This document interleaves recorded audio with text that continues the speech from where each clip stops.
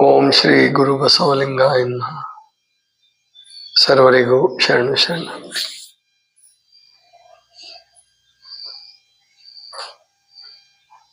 ಬಸವಣ್ಣನವರು ತಮ್ಮ ವಚನದಲ್ಲಿ ಹೇಳ್ತಾರೆ, ಗುರುವಚನವಲ್ಲದೆ ಲಿಂಗವೆಂದೆನಿಸಲು, ಗುರುವಚನವಲ್ಲದೆ ನಿತ್ಯವೆಂದೆನಿಸಲು, ಗುರುವಚನವಲ್ಲದೆ ಎನಿಸಲು, ತಲೆಯಿಲ್ಲದ ಅಟ್ಟೆಗೆ ಪಟ್ಟವ ಕಟ್ಟುವ ಉಭಯ ಭ್ರಷ್ಟರ ನೀನೆಂಬೆ ಕೂಡಲ ಸಂಗಮ ದೇವ. ಅಂದ್ರೆ ಬಸವಣ್ಣನವರಿಗೆ ವ್ಯಕ್ತಿಗತವಾಗಿ ದೀಕ್ಷಾ ಗುರು ಅಂತ ಇರಲಿಲ್ಲ. ನೇರವಾಗಿ ಪರಮಾತ್ಮನಿಂದಲೇ ಬಸವಣ್ಣನವ್ರಿಗೆ ಅನುಗ್ರಹ ಆಗುತ್ತೆ.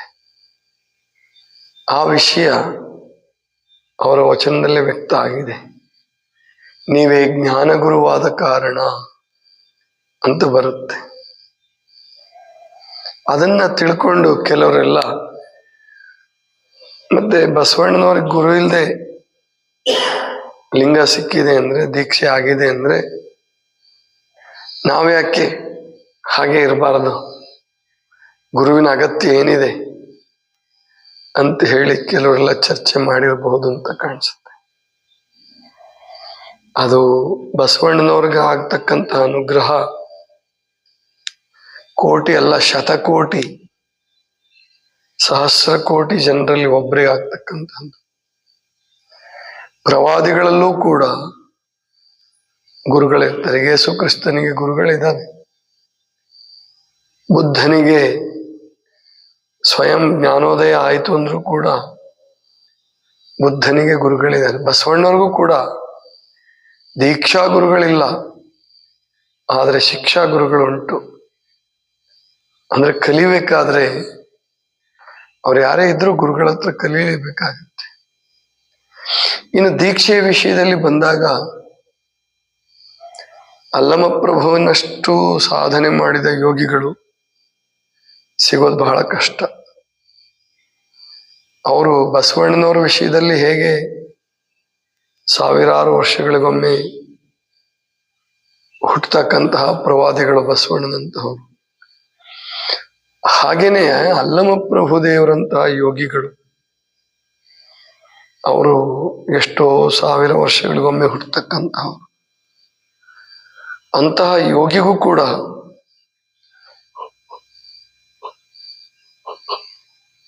ಅನಿಮಿಷಯ್ಯ ಅನ್ನುವಂತ ಗುರುಗಳಿದ್ರು. ಅಂದ್ರೆ ಬಯಲುಕಾಯ ಸಿದ್ಧಿಯನ್ನು ಮಾಡಿಕೊಂಡರೂ ಕೂಡ ಅವರು ಇಷ್ಟಲಿಂಗ ಧಾರಣೆಯನ್ನು ಮಾಡಿದ್ರು. ಅಲ್ಲಮಪ್ರಭು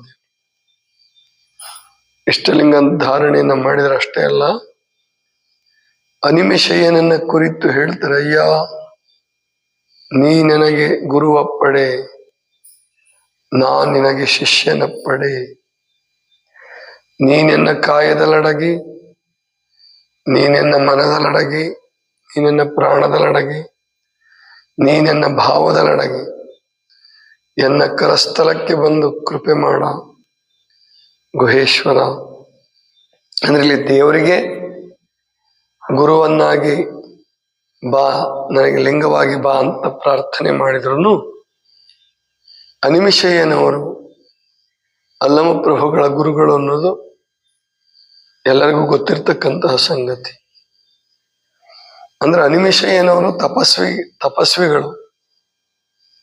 ಮೊದಲು ರಾಜರಿದ್ರು ಅಂತ ಹೇಳ್ತಾರೆ, ಆದ್ರೆ ವಚನಗಳ ಆಧಾರ ಅದಕ್ಕೆಲ್ಲೂ ಸಿಕ್ಕಲ್ಲ.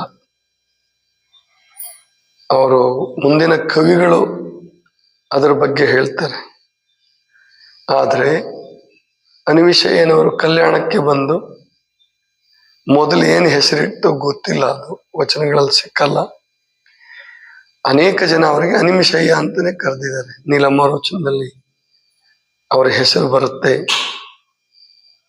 ಚನ್ನಬಸವಣ್ಣನವರ ವಚನದಲ್ಲಿ, ಬಸವಣ್ಣನವರ ವಚನದಲ್ಲಿ ಮತ್ತು ಅಲ್ಲಮಪ್ರಭುಗಳ ಸ್ವತಃ ಅಲ್ಲಮಪ್ರಭುಗಳ ವಚನದಲ್ಲಿ ಕೂಡ ಅವರ ಹೆಸರು ಬಂದಿದೆ. ಅವರು ಅಲ್ಲಮಪ್ರಭುಗಳಿಗೆ ಗುರುವಾದರು. ಅಲ್ಲಮ ಪ್ರಭುಗಳಿಗೆ ಗುರು ಆಗಬೇಕು ಅಂತಾನೆ ವಿಧಿ ಅಥವಾ ಪರಮಾತ್ಮ ಅವರನ್ನ ತಪಸ್ಸಿಗೆ ಕೂರಿಸಿರ್ಬೇಕು ಅಂತ ಕಾಣುತ್ತೆ. ಮೊದಲು ಕಲ್ಯಾಣಕ್ಕೆ ಬಂದಿದ್ದಾರೆ ಅವರು, ಕಲ್ಯಾಣದಲ್ಲಿದ್ದರು, ಕಲ್ಯಾಣದಲ್ಲಿದ್ದು ಅನುಭವ ಮಂಟಪದಲ್ಲಿದ್ದು ಹೋದಂತ ಅವರು ಅನಿಮಿಷೇನು. ಆದರೆ ಕವಿಗಳು ಮತ್ತು ವಿದ್ವಾಂಸರುಗಳು ಅವರನ್ನ ಅನುಭವ ಮಂಟಪಕ್ಕೆ ಕರ್ಕೊಂಡು ಬರಲ್ಲ. ಎಲ್ಲೆಲ್ಲೆಲ್ಲೋ ಲಿಂಗ, ಏನೇನೋ ಲಿಂಗ ಆಯ್ತು ಅಂತ ಹೇಳಿ ಹೇಗೆ ತಲೆಗೆ ಬಂದಾಗ ಬರೆದು ಬಿಟ್ಟಿದ್ದಾರೆ. ಹಂಗ್ ಬರೆಯಕ್ ಬರಲ್ಲ, ಬರಿಬಾರ್ದು. ಆದ್ರೆ ಅನಿಮಿಷೇನವರು ಕಲ್ಯಾಣಕ್ಕೆ ಬಂದಿದ್ದಾರೆ, ಕಲ್ಯಾಣದಲ್ಲಿದ್ದಾರೆ, ಶರಣರ ಜೊತೆ ಒಡನಾಟ ಮಾಡಿದ್ದಾರೆ. ಕೊನೆಗೆ ಅಲ್ಲಮ ಪ್ರಭುಗಳಿಗೆ ಲಿಂಗ ಸಿಗಬೇಕಾಗಿದೆ ಅವರಿಗೆ. ಆ ಜಾಗದಲ್ಲಿ, ಆ ಗುಹೆಯಲ್ಲಿ ಅಥವಾ ಆ ಗುಡಿಯಲ್ಲಿ, ಅಲ್ಲಿಗೆ ಅವರು ತಪಸ್ಸು ಮಾಡಕ್ ಹೋಗಿದ್ದಾರೆ. ಪ್ರಾಯಶಃ 10 ವರ್ಷ, 5 ವರ್ಷ, 10 ವರ್ಷ, 12 ವರ್ಷ ಆ ತಪಸ್ಸಾಧನೆಯಲ್ಲೇ ಕುಳಿತಿರಬಹುದು. ಅಲ್ಲಿಗೆ ಬಂದು ಪ್ರಭುದೇವರು ಲಿಂಗವನ್ನು ಪಡ್ಕೊಳ್ತಾರೆ. ಹಿಮಾಲಯದಿಂದ ಬರ್ತಾರ ಅವರು. ಲಿಂಗವನ್ನು ಪಡ್ಕೊಳ್ಳೋದಕ್ಕೆ ಬಹಳ ಜನ ತಿಳ್ಕೊಂಡಿರೋದೇನೆಂದ್ರೆ, ಬರ್ತಿರೋದು ಕೂಡ ಕವಿಗಳು ಚಾಮರಸ ಆಗ್ಲಿ ಹರಿಹರ ಆಗ್ಲಿ ಎರಡೂ ಸಂಪ್ರದಾಯದವರು ಅಲ್ಲಮ ಪ್ರಭುಗಳು ಬಳ್ಳಿಗಾವಿ ಬಿಟ್ಟು ಕೂಡ್ಲೆ ಲಿಂಗ ದೊರಕಿಸ್ಬಿಡ್ತಾರೆ. ಅವರಿಗೆ ಸಾಧ್ಯ ಇಲ್ಲ. ಅಲ್ಲಮ ಪ್ರಭುಗಳು ಲಿಂಗವನ್ನು ಪಡ್ಕೊಂಡಿದ್ದು ಬಹಳ ನಿಧಾನಕ್ಕೆ. ಯಾಕಂದ್ರೆ ಅವ್ರ ವಚನದಲ್ಲೇ ಬರ್ತದ, ಸುತ್ತಿ ಸುತ್ತಿ ಬಂದಡಿಲ್ಲ ಲಕ್ಷ ಗಂಗೆಯ ಮಿಂದಡಿಲ್ಲ, ತೊಟ್ಟ ತುದಿಯ ಮೇರುಗಿರಿಯ ಮೆಟ್ಟಿ ಕೂಗಿದಡಿಲ್ಲ. ಆ ವಚನ ಸುಮ್ಮನೆ ಹೇಳಿಲ್ಲ ಅವರು. ಸುತ್ತಿದ್ದಾರೆ, ಸುತ್ತಿದ್ದಾರೆ, ಸುತ್ತಿದ್ದಾರೆ. ಸಾಧನಾ ಪಥದಲ್ಲಿ ಪ್ರಾಯಶಃ ಬುದ್ಧನಿಗಿಂತಲೂ ಹೆಚ್ಚಾಗಿ ಸುತ್ತಿದ್ದಾರೆ. ಮಹಾವೀರನಿಗಿಂತಲೂ ಹೆಚ್ಚು ತಪಸ್ಸು ಮಾಡಿದಾರಲ್ಲಮ ಪ್ರಭುದೇವರು. ಮತ್ತು ಉತ್ತರ ಭಾರತದಲ್ಲಿ ಒಡನಾಟ ಮಾಡಿದ್ದಾರೆ. ಈಗೇನು ನೀವು ಆಫ್ಘನಿಸ್ತಾನ ಅಂತ ಕರಿತೀರಲ್ಲ, ಅಲ್ಲಿಗೆ ಗಾಂಧಾರ ದೇಶ ಅಂತ ಕರಿತಿದ್ರು ಅವಾಗ. ಅದಕ್ಕೆ ಮರುಳು ಶಂಕರ ದೇವರು ಬಂದಿದ್ದು ಗಾಂಧಾರ ದೇಶದಿಂದನೇ. ಆ ಗಾಂಧಾರ ದೇಶದವರೆಗೂ ಅಲ್ಲಮ ಪ್ರಭುದೇವರು ಸಂಚಾರ ಮಾಡಿದ್ದಾರೆ. ಬಸವಣ್ಣನವರ ಕ್ರಾಂತಿ ಕೆಲಸ, ಬಸವಣ್ಣನವರ ಧಾರ್ಮಿಕ ಕೆಲಸ, ಬಸವಣ್ಣನವರು ಪರಮಾತ್ಮನ ಮಣಿಯವನ್ನ ಈಡೇರಿಸುವುದಕ್ಕಾಗಿ ದುಡಿತಾ ಇದ್ದಂತಹ ವಿಷಯ ಅಲ್ಲಮ ಪ್ರಭುಗಳಿಗೆ ಮೊದಲೇ ಗೊತ್ತಿರ್ತದೆ. ಹಿಮಾಲಯದಲ್ಲಿ ಇದ್ದಾಗಲೇ ಗೊತ್ತಿರ್ತದೆ ಆಸಕ್ತಿ. ಮತ್ತು ಬಸವಣ್ಣನವರ ಕೆಲಸಕ್ಕಾಗಿಯೇ ಒಂದು ವಿಶೇಷ ಉದ್ದೇಶವನ್ನು ಇಟ್ಟುಕೊಂಡು ಈ ಭೂಮಿ ಮೇಲೆ ನಾನು ಬಂದಿದ್ದೀನಿ ಅಂತಕ್ಕಂಥದ್ದು ಕೂಡ ಅವ್ರಿಗೆ ಅಲ್ಲೇ ಗೊತ್ತಾಗ್ತದೆ. ಇಲ್ಲ ಅಂದ್ರೆ ಸಾಮಾನ್ಯವಾಗಿ ಯೋಗಿಗಳು ತಾವು ನಂಬಿದ, ತಾವು ಸಾಧಿಸಿದ ಪಥವನ್ನ ಬಿಟ್ಟು ಆಚೆ ಈಚೆ ಹೋಗೋದಿಲ್ಲ.